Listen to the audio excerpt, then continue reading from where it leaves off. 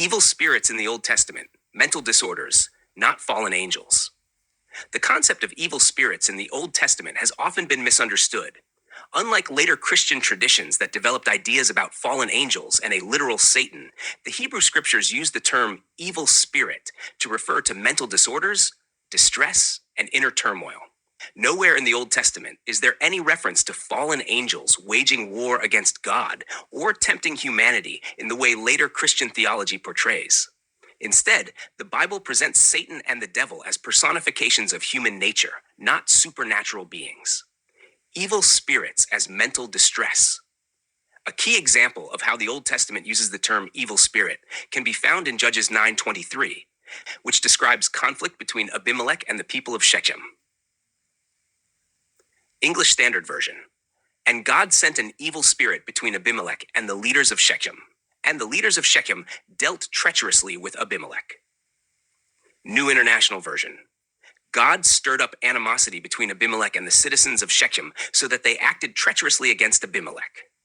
Here, the evil spirit is not a literal demonic entity, but a disturbance that led to hostility and treachery. It refers to an emotional or psychological state that caused discord between people. The Bible attributes this to God because in the Hebrew worldview, all things, both good and bad, ultimately come under divine authority. Isaiah 45:7. Differences between the translations. The differences in translation between the ESV and the NIV shed light on how the evil spirit is understood.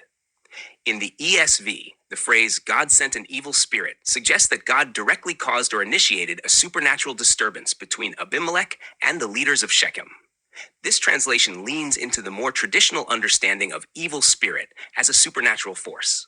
On the other hand, the NIV uses "God stirred up animosity," which eliminates the supernatural aspect and suggests that God allowed the natural progression of conflict between the two groups to occur. This interpretation aligns more with an understanding of evil spirit as a metaphor for the emotional or psychological unrest between the leaders of Shechem and Abimelech. In this translation, God is seen as allowing the natural tension to grow rather than causing it through a supernatural agent. In both translations, however, the result is the same. Abimelech faces treachery from the leaders of Shechem, and it is portrayed as something God permits or orchestrates, albeit in different terms. Another well-known case is King Saul's distressing spirit in 1 Samuel 16 verse 14. Now the spirit of the Lord had departed from Saul, and an evil spirit from the Lord tormented him. Saul suffered from what today might be recognized as severe depression or paranoia. His erratic behavior, mood swings, and eventual breakdown align with symptoms of mental illness rather than demonic possession. David's music temporarily soothed him, suggesting that the evil spirit was an emotional affliction rather than a supernatural force. 1 Samuel 16 verse 23. Satan and the devil as personifications of human nature.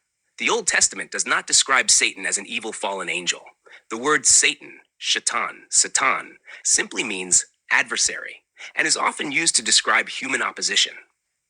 In Numbers 22:22, an angel of God is called a Satan because he opposes Balaam. In 1 Kings 11:14, the Edomite Hadad is described as a Satan to Solomon, meaning an enemy or opponent, not a supernatural tempter. The figure of the Satan in Job 1-2 is not an enemy of God, but a member of the divine council, playing the role of an accuser or tester. He does not act independently, but only within the limits set by God. There is no indication that this being is a fallen angel. Rather, he represents a legal adversary in the heavenly court, testing Job's faithfulness. The idea of the devil as a supernatural enemy comes from later interpretations influenced by Greek dualism, not from the Hebrew scriptures. Even in the New Testament, the term devil, diabolos, diabolos, primarily refers to slanderers or accusers rather than a literal fallen angel. John 8:44 states, "You belong to your father, the devil. When he lies, he speaks his native language." This passage identifies the devil with deceitful human tendencies, not a supernatural being. No fallen angels in the Old Testament. Nowhere in the Old Testament is there a narrative of angels rebelling against God. The idea of fallen angels comes from later apocryphal writings like the Book of Enoch, which were not part of the Hebrew canon.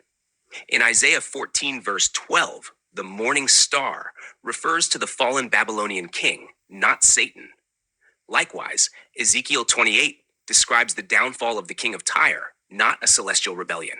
The closest reference to fallen angels is Genesis 6, 1-4, which speaks of the sons of God taking human wives.